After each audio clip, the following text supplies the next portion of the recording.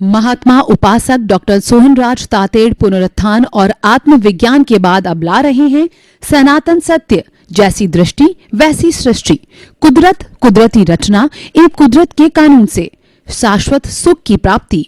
Log in करें www.drsohanrajtated.com, YouTube channel doctor Sohanraj Tated, play store से download करें mobile app doctor Sohanraj Tated.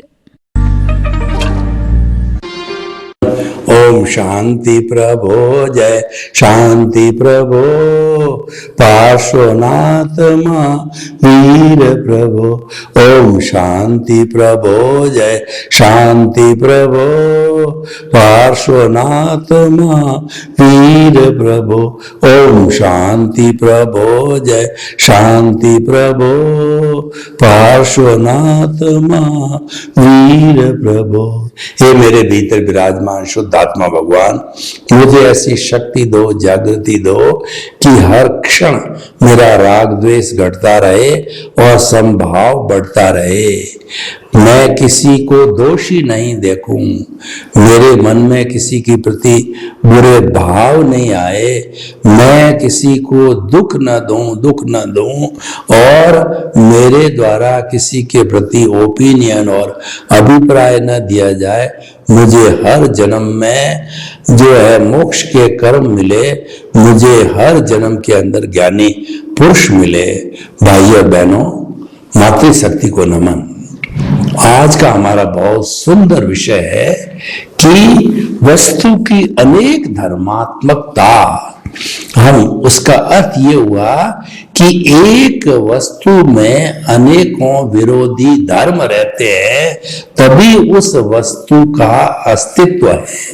भगवान महावीर ने स्वयं ने भी समोषण के अंदर प्रथम बार जो प्रवचन किया उसका नाम था त्रिपदी। उसमें यह बताया गया कि उत्पाद व्यय द्रव्यात्मक सत, किसी वस्तु का अस्तित्व जब है उसमें उत्पाद होता है, व्यय होता है, लेकिन उत्पाद व्यय होने के साथ भी वह स्थायी है, द्रव्य है। कैसे है? उदाहरण के तौर पर देखिए, कोई भी व्यक्ति है, वह अपने हाथ के अंदर लंबे समय से कड़ा पहन रहा है और यह एक मानव प्रकृति है कि वह चेंज चाहता है।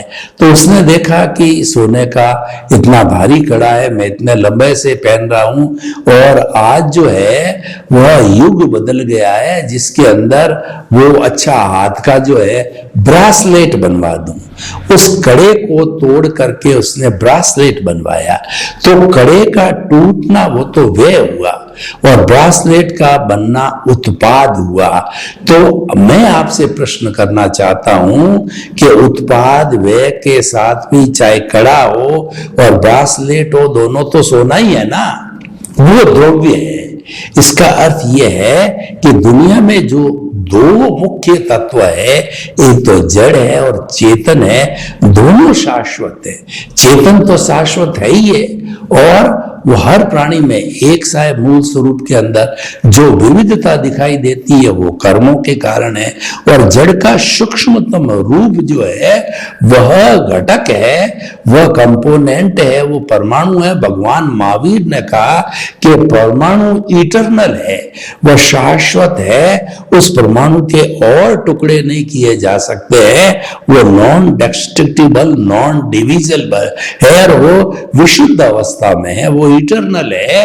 लेकिन जब एक परमाणु दो परमाणु दूसरे परमाणु से मिलता है तब वो अशुद्ध रूप में होता है, फिर 4 परमाणु, 8 परमाणु, और फिर जो उसके बाद अणु बनता है, स्कंद बनता है, और सारी दुनिया जो अस्पर्शी हमारे सामने दिखाई देती है, जड़ पदार्थ की, पौद्गलिक पदार्थों की, वो हमको दिखाई देती है। जड़ को पुद्गल भी कहा जाता है, तो जड़ और पुद्गल एक ही है। पुद्गल जो है वो गलन मिलन धर्मा होता है, वो वर्ण गंध रस वाला होता है, और जड़ उसकी अवस्था है। वो अवस्था क्या है कि वो फीलिंग नहीं करता, वह प्रजनन नहीं करता, उसमें सुख दुख की अनुभूति नहीं होती है। तो उस दृष्टि से जड़ और पुद्गल मुख्य रूप से एक ही बात होती है। अवस्था है जड़ उसकी और पुद्गल है उसका इसका स्वरूप है। तो भाई और बहनों, हम आपको बताना चाह रहे थे, एक वस्तु में अनेक विरोधी धर्म रहते हैं।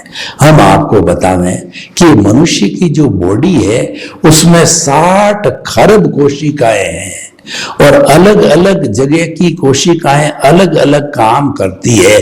जब अलग काम करती है तो विरोधी स्वभाव वाली हो गई कि नहीं? हो गई।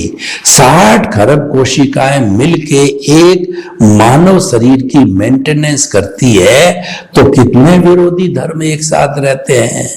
तो इसी तरीके से जो है हम आपको कहना चाहते हैं कि जब 60 खरब कोशिकाएं एक साथ शांतिपूर्ण सह अस्तित्व से होमोस्टैटिक कंडीशन से शरीर को स्वस्थ रखती है, तो क्या इस पूरे विश्व को 7.8 अरब की जनसंख्या, जो उसकी तुलना में छोटी जनसंख्या है, तो क्या वह शांतिपूर्ण से अस्तित्व से, प्रेम से, भाईचारे से, वसुधैव कुटुंबकम के कॉन्सेप्ट से साथ होकर के, और क्या इस दुनिया को स्वर्ग नहीं बना सकते? बना सकते हैं, बनाना चाहिए। वसुधैव कुटुंबकम की जो परंपरा हमारी भारतीय संस्कृति में बहुत पुरानी है, वो परंपरा आज वही है जो ग्लोबलाइजेशन की बात है। उसका अर्थ ये हुआ, हरेक का सम्मान करो, हरेक की संस्कृति का, हरेक के विचार का सम्मान करो, क्योंकि विरोधी धर्म एक साथ रहने से ही वह वस्तु का अस्तित्व, और विरोधी धर्म नहीं हो तो वह रह ही नहीं सकती। जैसे सामान्य गुण है, उसका विशेष गुण भी उसी वस्तु में होता है। जो एक दूसरे से विरोधी है लेकिन स्थापना वगैरह इसके 8 गुण हैं, तो वो एक ही वस्तु के अंदर होते हैं। आपको देखिए ना कि व्यक्ति को देखिए, व्यक्ति तो एक ही बहुरूपिया है। एक व्यक्ति किसी का बेटा है, व्यक्ति वही है, किसी का बाप है, किसी का दादा है, किसी का नाना है, किसी का पति है, किसी का चाचा है, और किसी का जो है मासा है, किसी का बुआ ससुर है। तो व्यक्ति तो वही है। रिश्तों के साथ साथ के अंदर अनेक धर्मात्मकता आ गई। तो हमें यह बात ग्रहण करनी पड़ेगी, मान्य करनी पड़ेगी कि एक वस्तु में अनेक धर्मात्मकता होती है। इसका अर्थ क्या है? इसका अर्थ है अनेकांतवाद। हम निष्कर्ष पे आएंगे। अनेकांतवाद का अर्थ यह है कि जो ट्रुथ है वो मल्टी डायरेक्शनल है, मल्टी डायमेंशनल है।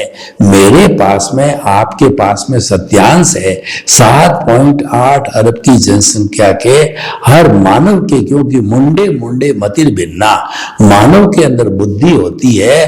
तो 7.8 अरब की जनसंख्या हर एक के पास में सत्यांश है। वो सारे सत्यांश को मिलाया जाता है तो परफेक्ट सत्य, पूर्ण सत्य, एब्सोल्यूट ट्रुथ बनता है, जो कि केवल ज्ञान कहलाता है। तो वह जो केवल ज्ञान है वो हमारा एब्सोल्यूट है, और जो केवल ज्ञानी होता है वो भगवान का रूप होता है। वो इस औदारिक शरीर में जीता जाता भगवान वंदनीय, स्तुत्य, और वो होता है पूजनीय होता है, वो ईश्वर बन जाता है। इस औदारिक शरीर में ईश्वर बन जाता है। तो हम ये कहना चाहते हैं, अनेक धर्मात्मकता का मतलब होता है अनेकांतवाद। देखिए, दुनिया में बताते हैं 360-65 तरह के धर्म दर्शन है, तो हर एक ने अपनी अपनी परिभाषा, धर्म दर्शन आत्मा में जरूर विश्वास करता है। हर एक की आत्मा की, ईश्वर की, पुनर्जन्म की, कर्म की, अज्ञानता की, ये सारी हर एक की अपनी अपनी परिभाषा है। तो हमें हर एक की परिभाषा का आदर करना चाहिए। और देखिए कि आज विश्व के अंदर कितनी नदियां बहती होगी, सैकड़ों सैकड़ों नदियां बहती है, लेकिन नदी का जो विलय है वो समुद्र है। सारी नदियां समुद्र में ही जाती है।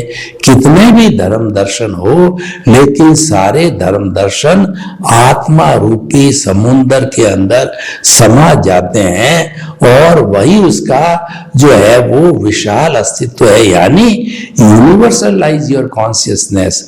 आपकी कॉन्शियसनेस इतनी यूनिवर्सलाइज, इतनी वैश्विक हो जानी चाहिए कि विश्व के सारे धर्म उसमें समा जाए, यानी आप अनेकांतवादी बन जाओ। आप जैसे हम अपने घर के अंदर खिड़कियों को खुला रखते हैं कि ठंडी ठंडी बयार ऑक्सीजन प्राणवायु, आजकल प्राणवायु को प्राप्त करने की ऑक्सीमीटर लग गए कोरोना के आने के बाद। तो ऑक्सीजन जो मुख्य चीज होगी, ऑक्सीजन के सिलेंडर रखे जाते हैं, ऑक्सीजन की मशीनें रखी जाती है, नापने के ऑक्सीमीटर होते हैं, तो उनको खुला रखिए ताकि ठंडी ठंडी बयार आएगी। तो हमारे मस्तिष्क के दरवाजों को खुला रखिए, इसका मतलब अलग अलग अलग अलग विचार आएंगे। सबका सम्मान कीजिए, सर्वधर्म संभाव होना चाहिए। अनेकांत दृष्टि यह कहती है कि मेरे पास भी यह धर्म है, मेरा भी यह विचार है, मेरा भी यह दृष्टिकोण है और मैं भी यह चिंतन रखता हूं। ये हमारा सापेक्षवाद है, ये थ्योरी ऑफ रिलेटिविटी है। तो शादवाद है, मेथोडोलॉजी है, और अनेकांतवाद है, वो सिद्धांत है। तो हमें उस सिद्धांत को जीने के लिए शादवाद, जो कि सप्त नए पर काम करता है, उस पर, यानी हम रिलेटिव हुए बिना नहीं जी सकते। हम भी कहते हैं तो हम जी सकते हैं। दूसरा मैं आपको उदाहरण देता हूं। एक व्यक्ति ये कहता है कि मेरा धर्म ही सही है, मैं कहता हूं वही सही है, मैं जो सोचता हूं वही सही है, मुक्ति मेरे धर्म में ही सही है, मेरा ईश्वर ही सही है, मेरा गुरु ही सही है, मेरा मंत्र ही सही है। तो वह क्या एब्सोल्यूट बन गया है? एब्सोल्यूट हो नहीं सकता। एब्सोल्यूट तो केवल एक ही है, वो केवल ज्ञानी है। और वो केवल ज्ञानी कभी भी ही शब्द का है, वो ही शब्द उपयोग करने का अधिकारी है, करता नहीं है। तो ही जो है हमें एकांतवादी बनाता है और ही हमें एक दूसरे से तोड़ता है, ही कॉम्युनल हार्मोनी को डिस्टर्ब करता है, ही लड़ाई झगड़े ब्लड शेड्स बढ़ाए। इस ही के कारण ही ये धर्म बदनाम हुआ और कई ब्लड शेड्स हुए, यानी खून की धाराएं बढ़ी और आक्रमण हुए और सारी बातें हुए। तो ये वस्तु अनेकांत धर्मात्मक होती है। ये हमको शिक्षा क्या देती है? ये शिक्षा देती है कि आप अनेकांतवादी बनो, आप ही से भी के कॉन्सेप्ट आओ तो भी बनते हो, तो आप सापेक्ष हो, आप ही कहते हो तो निरपेक्ष हो, और आप सापेक्ष हो और आप कुछ गलत भी हो तो भी आप सही हो जाते हो, निरपेक्ष हो और आप एब्सोल्यूट 100% करेक्ट हो तो भी आप झूठे कहे जाते हो, आप मिथ्या कहे जाते हो, क्योंकि ही मिथ्या बनाता है। हम उसके अधिकारी नहीं है ही कहने के, हमारे पास में वो एब्सोल्यूट नॉलेज अभी है नहीं, संपूर्ण ट्रुथ हमारे पास है नहीं, हमारे पास तो आंशिक ट्रुथ है। तो बहुत बड़ा सूत्र है।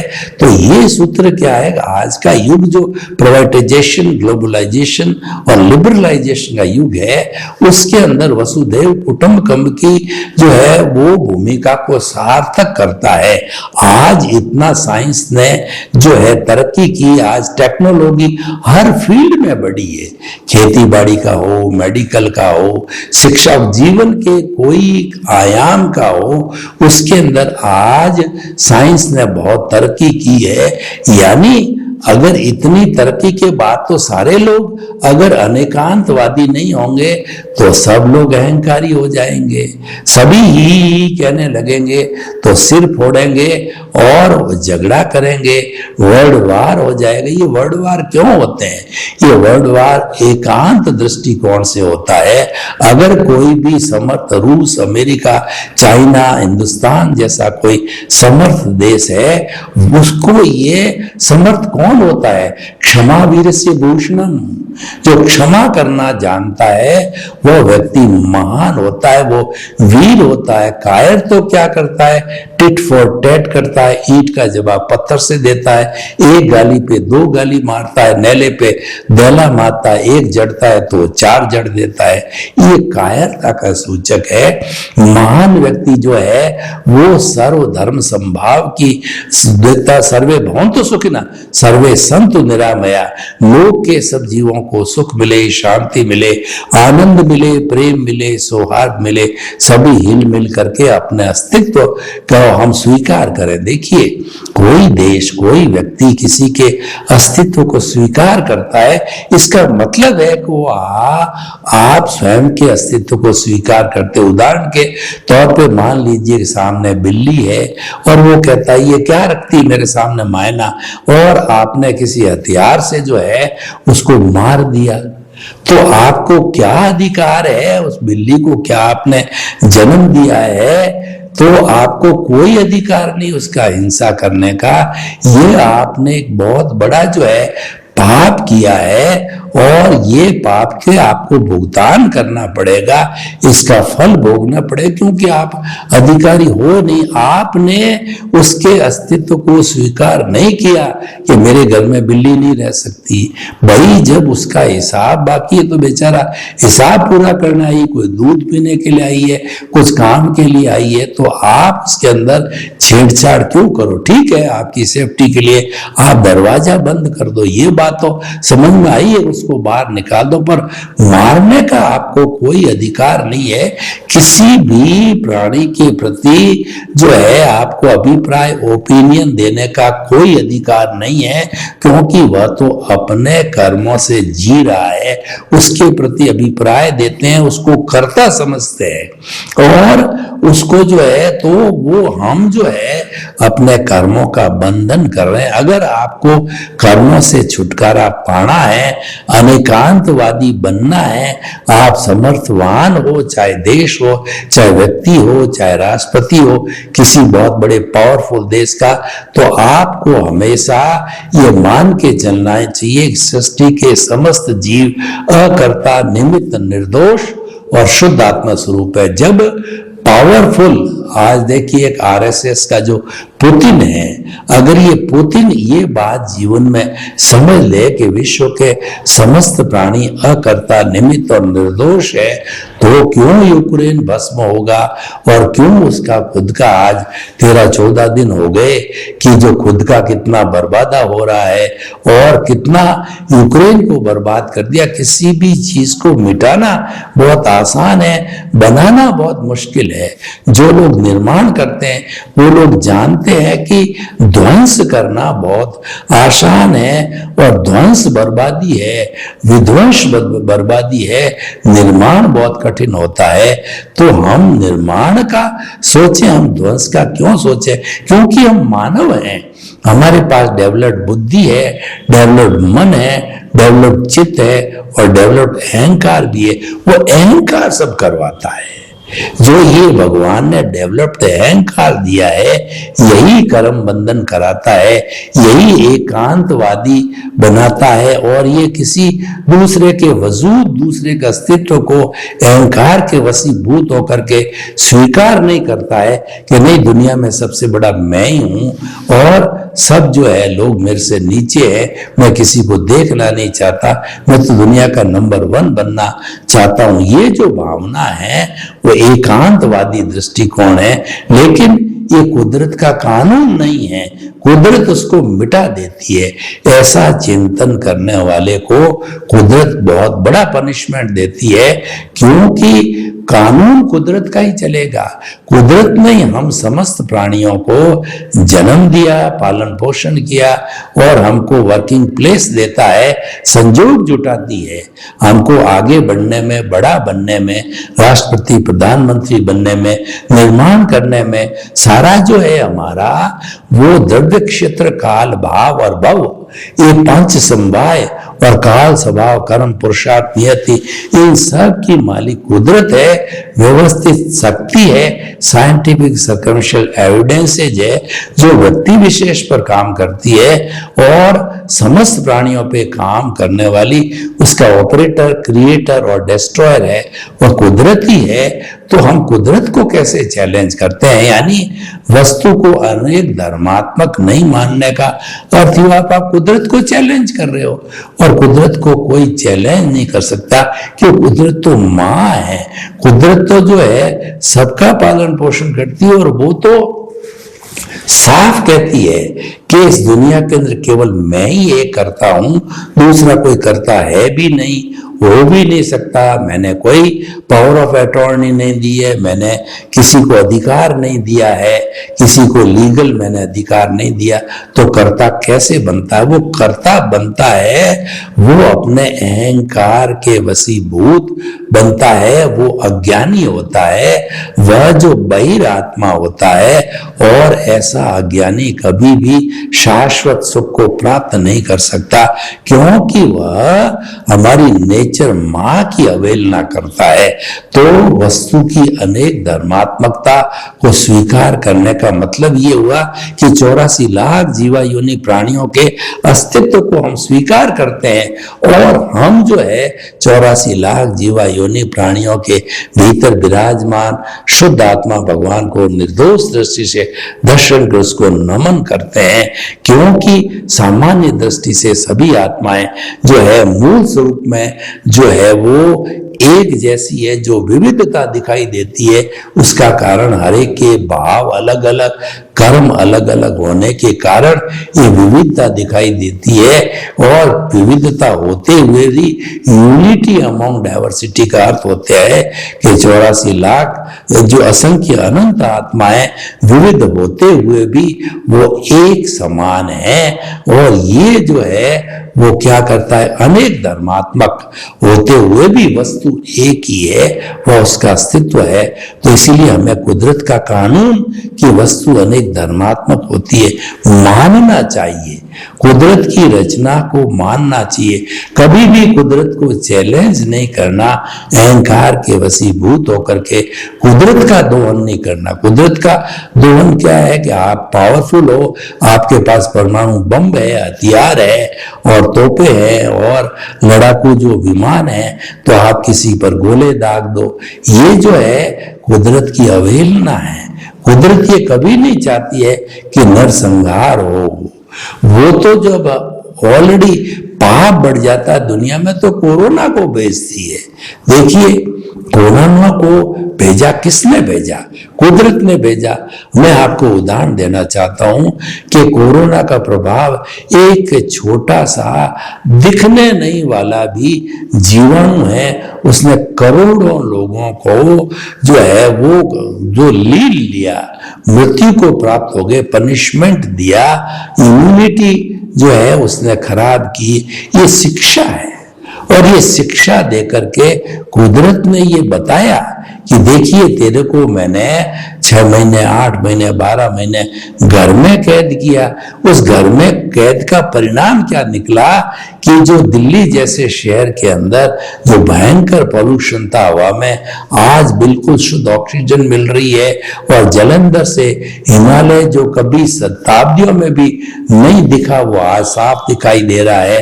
और पेड़ पौधे देखो कि कितने पीले पीले रहते थे, आज हरे हरे दिखाई देते। गंगा को देखो, गंगा के अंदर अरबों रुपए का जो खर्चा करके अशुद्धि उसमें डाली थी मनुष्य ने, उसको साफ किया। आज गंगा बिल्कुल प्योर अपने मूल फॉर्म, गंगा जल का जो फॉर्म है उसके अंदर चले। क्योंकि मानव घर में बैठा है।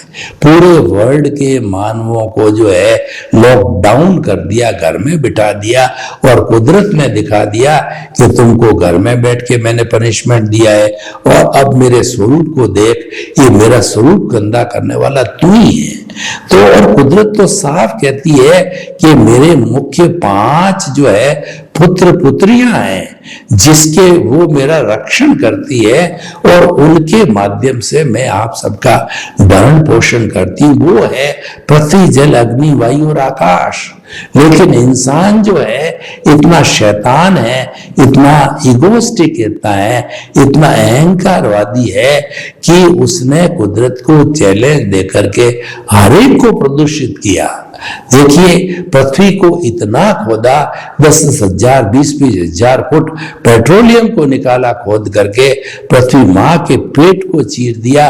और जल जो कि हमारा जीवन है, उस जीवन को इतना उसके अंदर केमिकल डाल करके पॉल्यूट कर दिया कि आज करोड़ों लोग जो है वो अशुद्ध पानी को पी करके जो है मर रहे हैं। और वैज्ञानिक लोग कहते हैं तीसरा युद्ध भगवान करे न हो, और कभी भी लड़ा गया तो इस पानी के कारण लगा गया, क्योंकि सारा पानी इंसान ने दूषित कर दिया है। और अग्नि को देखिए दूषित किया, वायु को देखिए कि चिमनियों से कार्बन डाइऑक्साइड निकाल करके, और खुद ने रोज कितनी कार्बन डाइऑक्साइड छोड़ता है कि पूरी हवा को पॉल्यूट कर दिया, आकाश को पॉल्यूट कर दिया कार्बन डाइऑक्साइड छोड़ के। तो मां करा रही है और मां पनिशमेंट देती है। जो मां की अवहेलना करता है वह व्यक्ति न तो कभी जिंदा रह सकता है, न तरक्की कर सकता है। तो आज का हमारा विषय है कि वस्तु अनेक धर्मात्मक होती है, कई विरोधी धर्म एक ही वस्तु में रहने से उसका अस्तित्व मानना चाहिए। अनेकांतवादी दृष्टिकोण है, ये हर जीवित प्राणी को हम जो है उसके अस्तित्व को स्वीकार करते हैं, तभी हमारा अस्तित्व है। सर्वे भवन्तु सुखिनः, सर्वे सन्तु निरामया। लोग के सब जीवों को सुख मिले, शांति मिले, आनंद मिले, प्रेम मिले, सौहार्द होए, और सब हम भाई भाई में वसुधैव कुटुंबकम के अंदर जी करके अपने जीवन का कल्याण करें।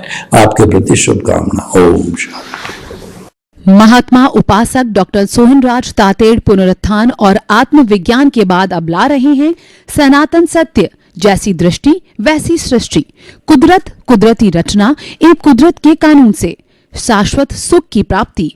लॉग इन करें www.drsohanrajtated.com, YouTube channel doctor Sohanraj Tated, play store से डाउनलोड करें mobile app doctor Sohanraj Tated.